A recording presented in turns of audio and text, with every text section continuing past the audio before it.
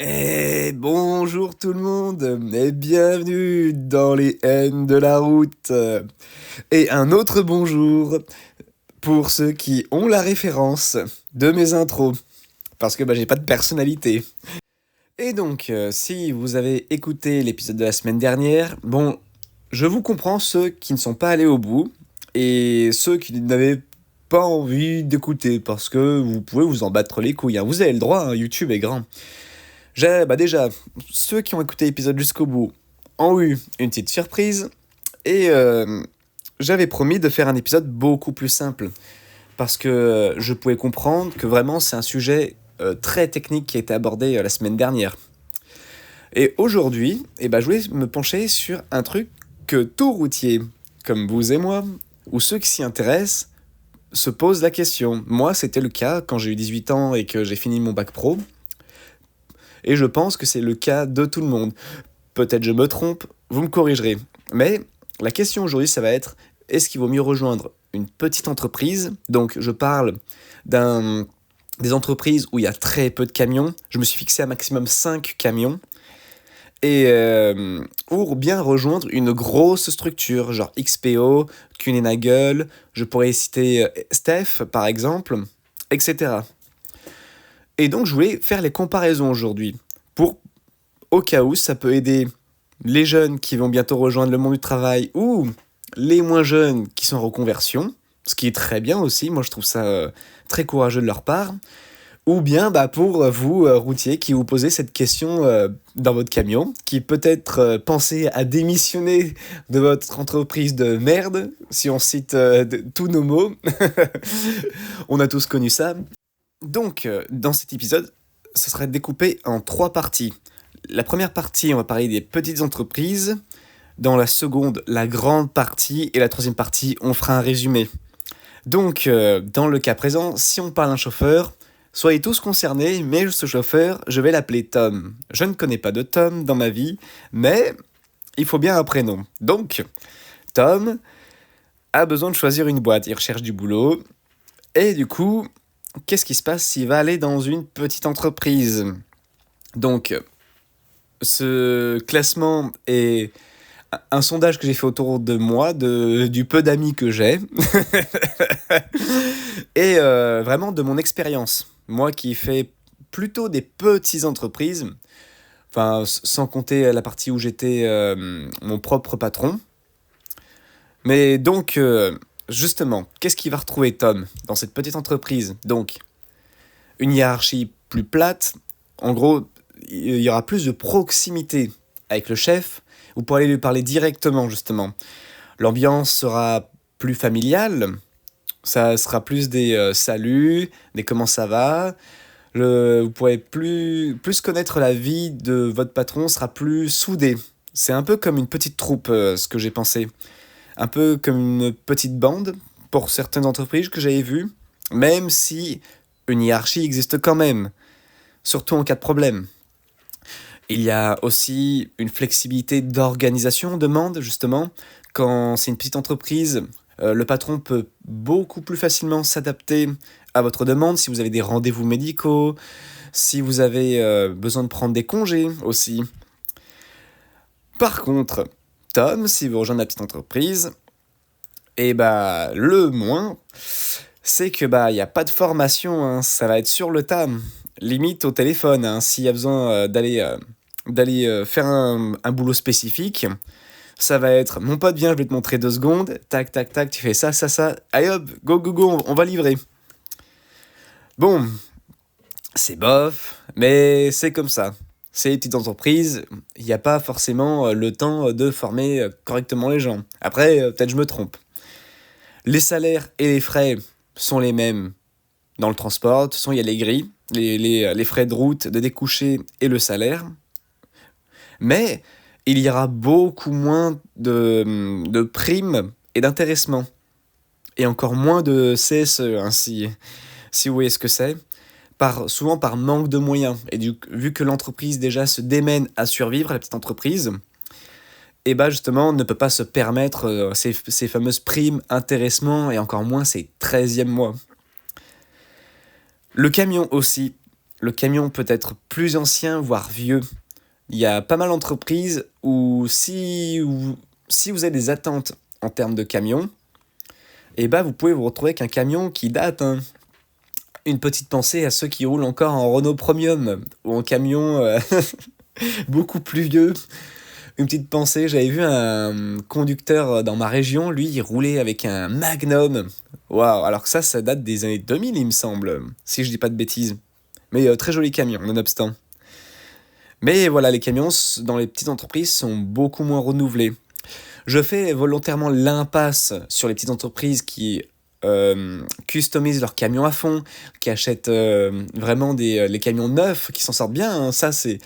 Parce que moi, je prends le cas vraiment de l'entreprise moyenne et toutes les entreprises... Enfin, la moyenne des petites entreprises. Et beaucoup de petites entreprises n'ont pas des camions customisés avec des rampes de phare, échappements libres, avec des feux, en veux-tu, en voilà. De plus, la stabilité de l'entreprise dépend du marché, hein. C'est de notoriété que c'est les petites entreprises qui tombent les plus vite. De mémoire, je ne sais plus où je vais vous sortir ce chiffre, donc prenez avec des pincettes ou partez du principe que je suis un menteur. Dans le transport routier, c'est 80% des faillites ou des liquidations judiciaires qui sont faites par des petites et moyennes entreprises de transport routier. Forcément, l'État attend que vous payiez, attend du patron que cette cotisation soit payée plus vite, mais j'expliquerai pourquoi les plus grosses peuvent plus résister. Il n'y a pas forcément que la grosseur, il y a une autre explication. Mais je ne vais pas détailler ici parce que c'est une vidéo plus pour les salariés, pas pour les patrons. Bon, très bien, Tom se dit maintenant, d'accord pour les petites entreprises, mais qu'est-ce que ça donne chez les grandes ? Eh bien, qu'est-ce que je peux vous dire pour une grande entreprise ? C'est que d'abord, la hiérarchie est très formalisée. Vous aurez une ambiance très froide et plutôt distante.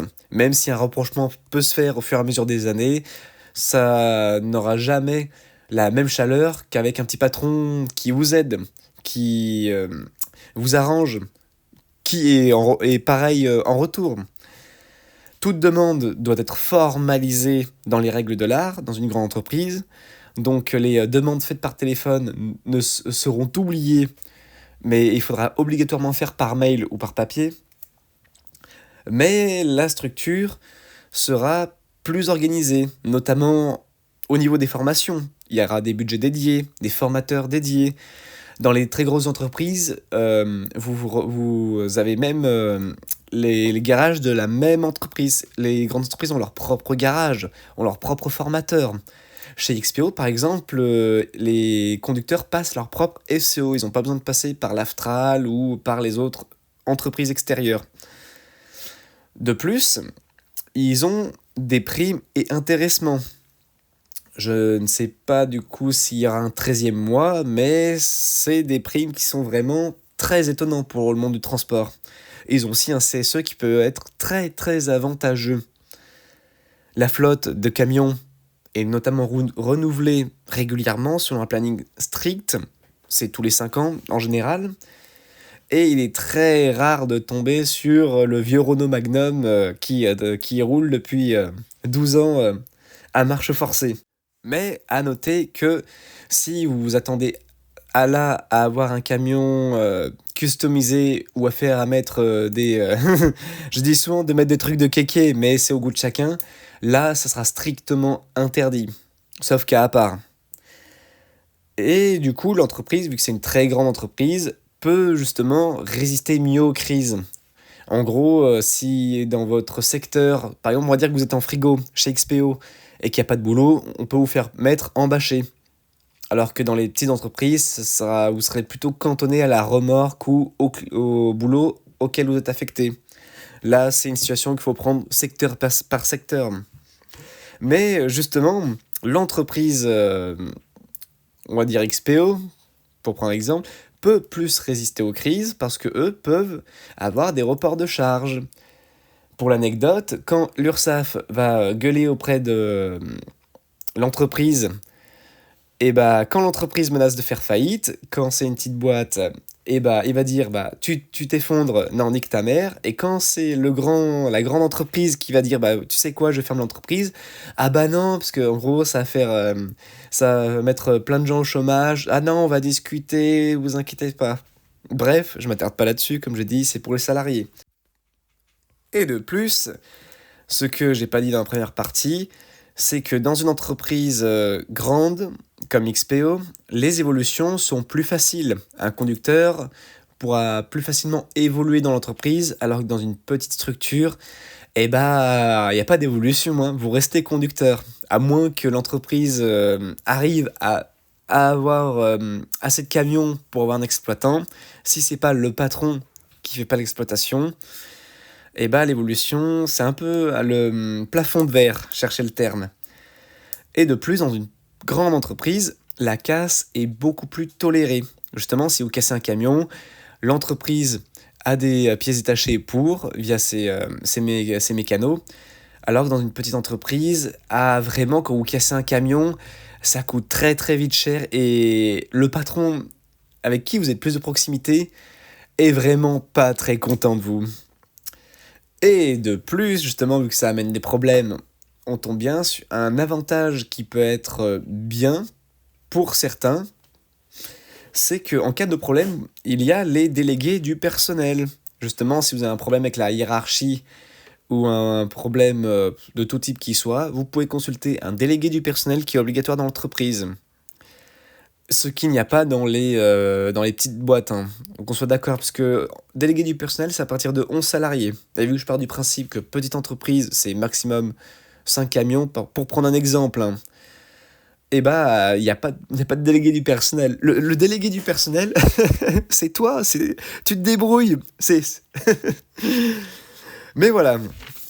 Donc en résumé, pour petit homme qui voulait faire la comparaison, dans une PME, ce sera la flexibilité, la polyvalence qui sera privilégiée, et ainsi que le lien direct avec la direction. Le cadre est plus agile et plus intime, mais les moyens beaucoup plus modestes et beaucoup moins d'avantages, voire pas du tout. Vous serez à la limite du légal. Ce sera la convention, les frais, peut-être une prime casse maintenant. Je sais que ça se fait beaucoup, les primes de casse, mais pas de quoi rouler sur l'or. Alors qu'une grande entreprise, il y a des solides avantages sociaux, une organisation rodée, plus de structure, mais la hiérarchie est très formalisée, voire froide. Et on pourrait même dire d'une froideur industrielle, pour tous ceux qui ont travaillé dans les grandes industries. Et donc, est-ce que l'un est meilleur que l'autre ? Il n'y a pas de bonne réponse en fait. Ça va être selon les attentes de chacun et selon ce qu'il veut. Mais grâce à cet épisode, j'espère au moins que ça aura aidé au moins une personne. Et si j'ai oublié des points, eh ben j'invite les routiers à la fois des grandes et des petites entreprises à mettre ce que je n'ai pas pu dire dans les commentaires, parce que ça peut aider, hein. Moi, j'ai envie que cette vidéo puisse aider vraiment toute personne qui se pose cette question. Parce que j'ai jamais vu cette question traitée sur les réseaux. Ou alors c'est juste moi qui sais pas chercher. Mais au moins ça peut aider au moins une personne, et ben ça me ferait plaisir.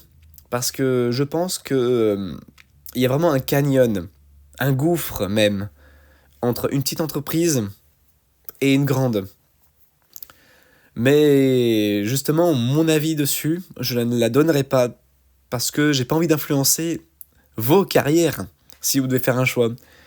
Et surtout, j'ai pas envie que vous mettiez après des commentaires pour dire que ça se passe mal et que c'est de ma faute. Et donc voilà, je vous invite à laisser un pouce bleu si vous avez aimé, à laisser un commentaire si vous aussi, encore une fois, j'ai oublié de dire des choses. J'espère que j'ai oublié des choses, hein. Je vous avoue que j'espère avoir des commentaires pour dire « Ah non, il y a ça aussi à prendre en compte ». J'adore apprendre des trucs, faut pas hésiter. Tout le monde sait. Et vous savez mieux que les autres. Ça peut aider à mettre des commentaires. Et bah sur ce, à tout le monde, je vous souhaite une bonne semaine et surtout soyez prudents sur la route. À la prochaine, salut.